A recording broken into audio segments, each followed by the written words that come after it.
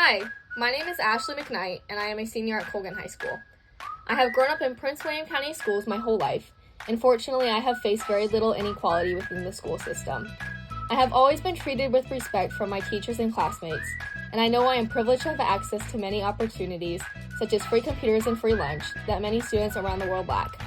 All in all, my experience in PWCS has been remarkable, but there is a time when I and dozens of other young women in my school have felt oppressed because of our gender. In spring of 2019, it was like any normal day. I had woken up that morning, gotten ready for school, gone to math class, and proceeded to lunch. I had gotten my period that morning, but that wasn't a big deal. I was used to living with it. I proceeded to lunch not having much of an appetite, but as I pulled out my lunchbox, the unsettling sensation of nausea overcame me. I knew if I ate any kind of food, I would throw it up, so I tried to do the next best thing and slowly sipped on water. Throughout lunch, my nausea and period cramps worsened, and I was on the verge of tears as I explained my pain to my friend. After talking to her, I decided to put a brave face on and go to the nurse to get help. However, the exact opposite happened. My experience with the nurse was the same as many of my female friends. When explaining my symptoms of nausea, the first thing the nurse asks is, "Are you on your period?" And if you respond yes, they immediately link your symptoms to period symptoms and belittle the pain you are in. While I know my nausea and cramps were symptoms of my period, the nurses didn't even make an effort to sympathize with my situation and refused to send me home despite the visible tears in my eyes. My brother, being a male, never had an issue with the school nurse. But because my pain and discomfort were a result from my period, which is a natural event, my situation was viewed differently from a male situation with nausea. As 16-year-old me slowly shuffled back to class feeling hopeless and unseen, I knew the damaged system we lived in needed to change. While this negative experience has left me with little trust in the school nurses, my experience is not uncommon. To support my claim, I asked a female student at my school to share her experience with the school nurses, and it is equally as disappointing as mine. She says, quote, "There was one time I had really bad cramps, and I was literally crying, but the nurses said I could lay down for 20 minutes and she couldn't send me home," end quote. She also adds, quote, "Menstruation cramps aren't an excused absence in the school system, which is kind of ridiculous," end quote. The injustice which comes from normalizing period pain has left many young women feeling hopeless and needing to go around the backs of the school nurses. Almost no one goes to the nurse to be sent home from their periods, as almost everyone knows that isn't a possibility. Many text their parents asking them to call them out of school so they don't have to face the belittling behavior of the school nurses. Far too many young women have experienced the negative aspects of normalizing period pain and gender bias in our schools.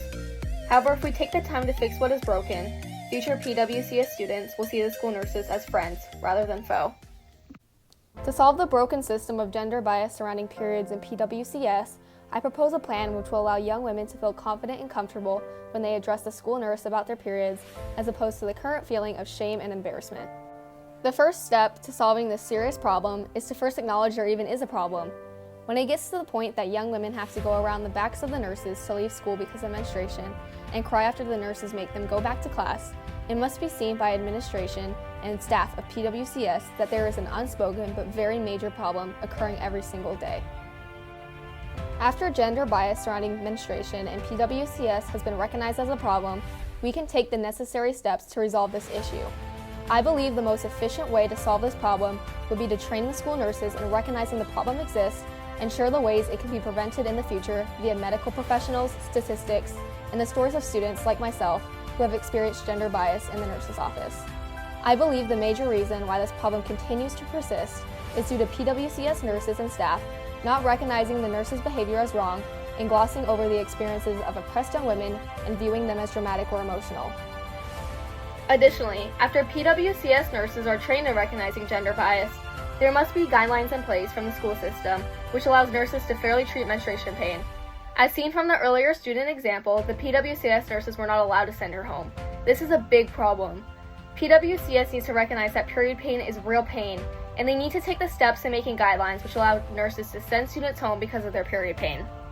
If we truly take the time to train PWCS nurses in recognizing gender bias and how to fairly treat periods, and create new guidelines which allow nurses to send students home because of their pain, we will see a change in students' attitudes towards PWCS nurses and see an improvement in the well-being of students.